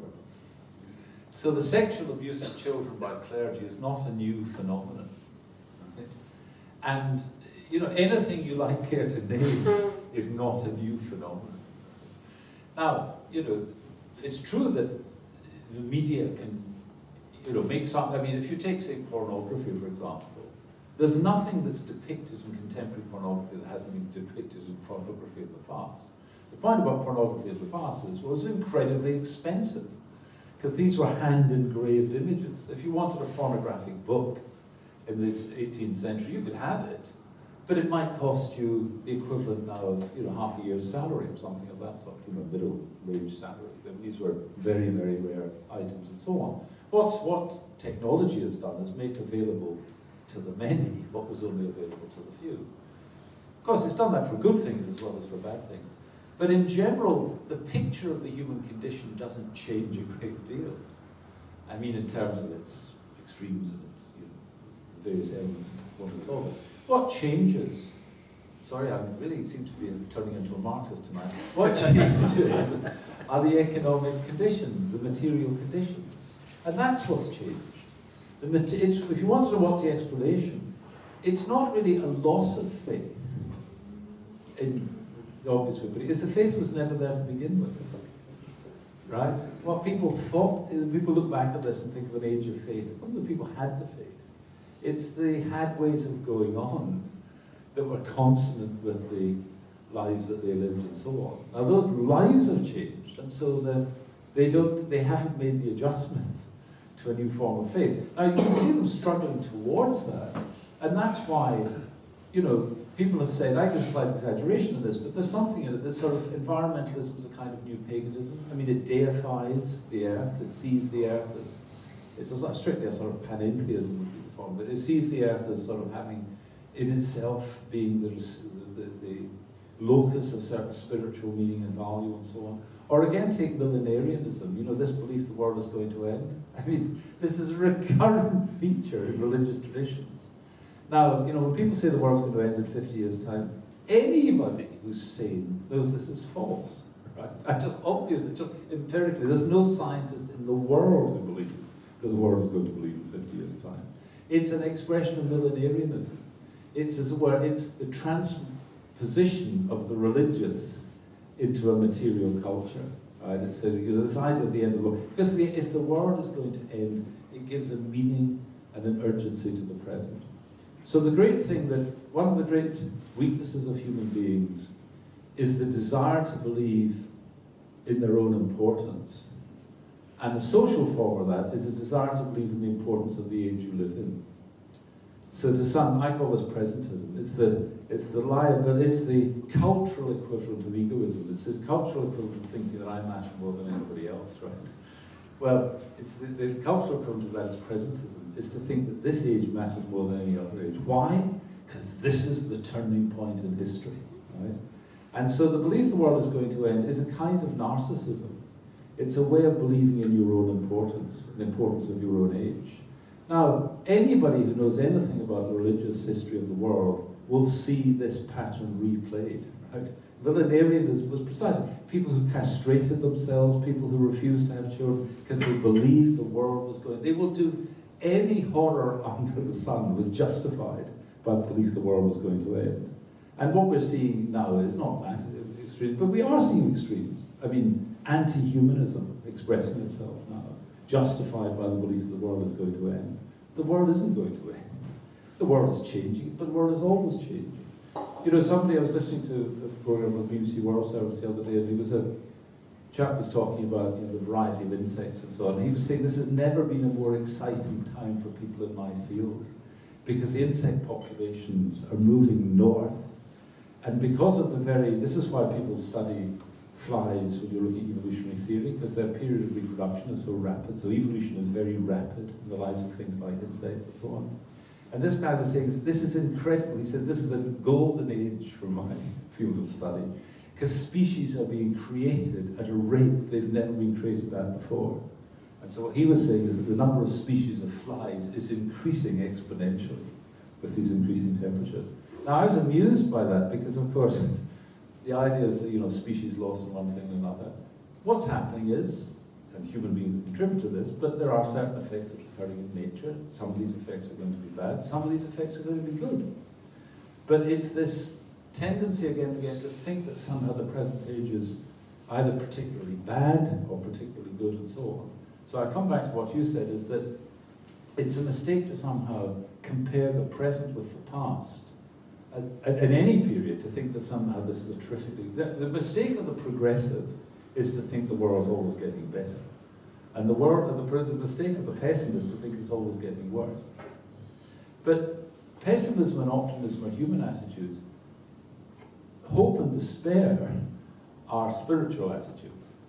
I remember the chief rabbi, Jonathan Sachs, years ago, he's dead now, but he was saying to me once, the mistake I knew him quite well, but I don't know, and he said, but the mistake you make is you confuse hope and optimism. And he said, no Jew has any reason to be optimistic. I mean, given the history of the Jews, no Jew has any reason to be optimistic. And of course, the events of the last 2 days are another element in this. But he said, we wouldn't exist if we didn't have hope. I mean, given the history of the Jews, there wouldn't be any Jews if they didn't have hope. It's the hope that got them through the Holocaust, it's the hope that got them through the expulsion of Egypt, it's the hope that got them through the destruction of the temple, it's the hope that got them through the expulsion from Spain and Portugal in the Middle Ages, from the massacres in England in the 12th century and so on. The fact there are Jews around today is not because they're optimistic people. They're not optimistic, they're pessimistic people, but they're people filled with hope. What's the basis of their hope? The Abrahamic covenant. I will be your Lord and you will be my people. And that's the sort of thing that we should feel. Not optimism, not pessimism, but hope. And so hope is going to keep you buoyant in a way, because it is a belief not in your own achievements or the achievements of your culture, but a belief in God. So I don't know if that resonates, but at any rate. Thank you. Okay, I think we're going to draw to a close soon, but yeah, please. I'll just ask you a quick one. Yeah. Thanks very much for your presentation tonight. It's what you want. That's all. You're speaking. My question to you is, while we believe that we are one holy Catholic Apostolic Church, we find reason to shut down our schools. Can you give us some hope for the future? Sorry, I'm not quite understanding the question. Could you break that again? We are in the Archdiocese Yes. is in the process of shutting down primary schools, Well, go on. right? So there's 4 schools listed to be shut down Yeah. as at the end of this year. You mentioned about us getting ourselves into a mess in one of your lectures in the past. Did I don't know. Yeah, just go ahead. Anyway, can you comment? Well, I'm not going to comment on the closure of particular schools because I simply don't know enough about it. But what I think may be relevant to this, but somebody else would have to help me out here, is that sometimes schools are closed because of falling school roles in particular areas. So sometimes what you have to do in a given diocese or archdiocese and so on is kind of redistribute where you have the schools. So I think that the archdiocese, I think it is closing some schools. I don't know about it, I can't speak for particularities. But it may be there's just insufficient school roll to sustain a school in a particular place. But on the other hand, there will be growing populations, as indeed there are, of Indian Catholics or people who are in communion with Rome in some parts of Melbourne that will probably lead to the opening of some schools. So it's, I mean, I don't know if that explains the particular situation. I honestly couldn't tell you. But I mean, I don't think the success of the Catholic school education system, either in schools or at the level of universities, should be judged by the number of schools or the number of people in them. I mean, that's the last measure I'd be interested in trying to determine the health of Catholic education. I mean, it's the quality of what's going on within that. See, my point is, we are effectively disenfranchising. You mean by closing these schools? By shutting the schools, yeah. Because generally, poor people crowd around the school because they have difficulty with transport or yes, I reasons, understand that. right? Yeah. And by shutting them down, you're sort of effectively... Well, I just honestly don't know about the particular cases. I mean, I'm assuming, does anybody else know about this? I'm assuming that if schools have been closed, it's because of falling school rules. Yeah, numbers. So there's 4 schools that are, and a lot of it goes on enrolments and dropping enrolments. You know, there are only 40 or 50 kids in school. But, Yeah, no, I mean, I know there was a lot of things that could be said, yeah. But is there time for one last quick question? Yes, by all means, sorry, who's... Oh, me? Sorry, yes, you're right behind the light, so I'm sorry, go on.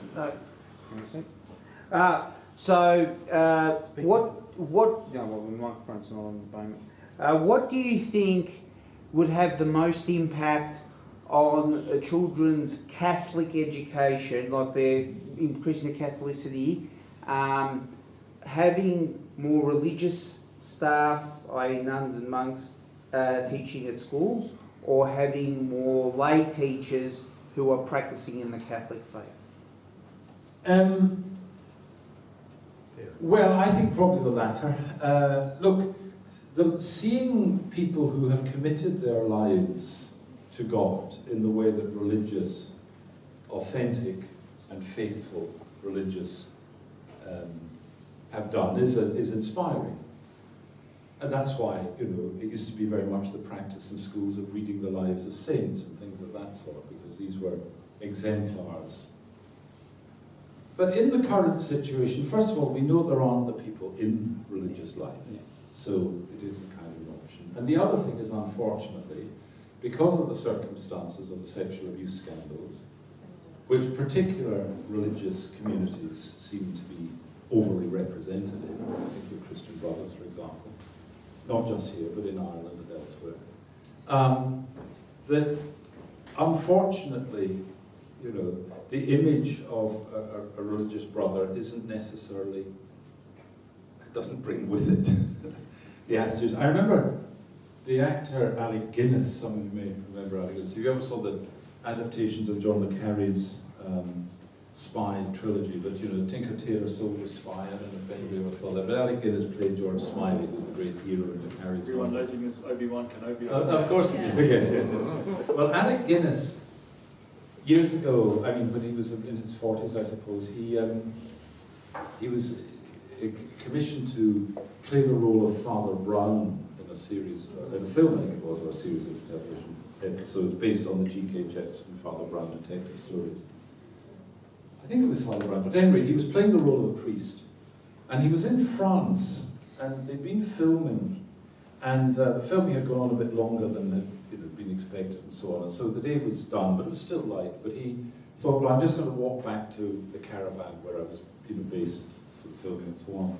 And I'm not going to change out of the religious garb, the chasuble or whatever. Anyway, he set off, and as he was walking along, a child came out onto the street and took his hand and walked with him. And he said in his memoir, he said that I came to think that an institution that could inspire the confidence of a child in a way that the dress of a Catholic priest did couldn't be all bad. And this began his own journey to conversion, and he became a Roman Catholic and so on. Now, you can't read that paragraph today without shuddering. The image of the priest for Alec Guinness in 1940 was and the trust that a child had in the priest was an occasion of his conversion, of his coming to faith and so on. You read that today and you just can't bear to look at the page. Unfortunately, and this is, we know it's a minority and all the rest of it, but unfortunately the fact of the matter is that the sins of the fathers have fallen on us all. The effects of that have fallen on us all. So I think, for this and for other reasons, that it's really time for the laity to take up the work. And I would just say this finally, that there's a kind of person who wants, a lay person who wants to be more involved in the life of the church. And I've got to say, for all the wrong reasons. These are the people who I call the paraclerics, right? They really just want to be priests, right? And so their desire, they'll say, oh, we want to make a greater contribution to the life of the church. It's because they want to get into vestments and start doing the stuff, okay? That's not what we need. What we need the laity to do is to use their talents in their ways for the things that it doesn't require a priest to do, right? We need the priest for the sacraments and spiritual direction. We don't need them for running the accounts or running the schools. So I think it's the laity's time to step in. And that, by the way, returns us finally to this other question of, if we're going to complain about Catholic schools and the laity are playing a greater role in that, we're complaining about ourselves. It's not as if we can take the action to what's the church doing about Catholic schools? We are the church. And I don't mean that in some crazy sort of sense. I just mean in the obvious sense, we are the church. And it always has been. Newman said that the orthodox faith of the church in the Arian controversy, he may not have been exactly right about this, statistically speaking, but he said the bishops were heretics. Yeah. The faith was saved by the laity. The Arian heresy, this isn't quite right, but I mean it's a sort of poetic permission, as it were, was saved not by the priests, but by the laity. And maybe that will be the fate of Catholic schools, to be saved not by the clergy, but by the laity. So anyway, there I end. Thank you very much. Bye.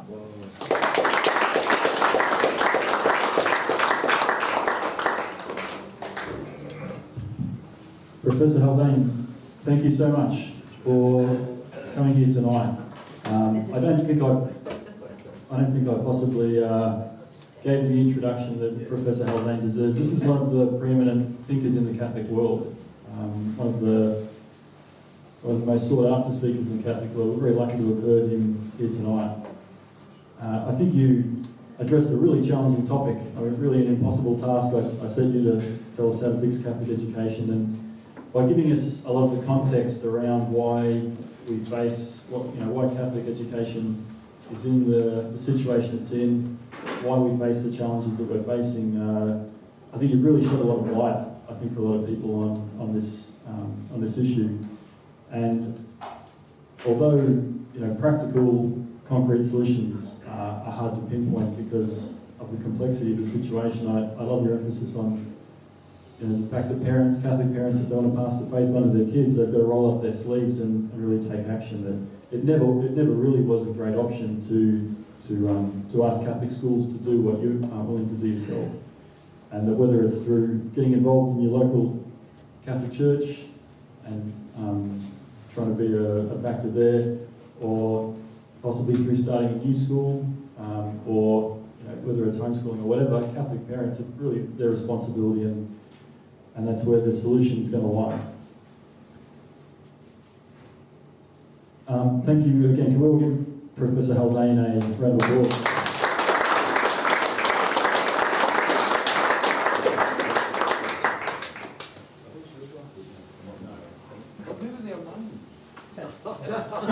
We've got missing glasses. I found my missing glasses. It's the work of God. I've been looking for these all week. Thank you very much. As you know, you've got here, it's a free event, but we rely on donations to help the event run. So there's a collection team coming around now, and if you'd be generous enough to make a donation, it helps us to thank our speaker and helps us to defray the operating costs of God Beer. Next month, we have the last God Beer for the year in November, 30th of November. Father Francis Denton.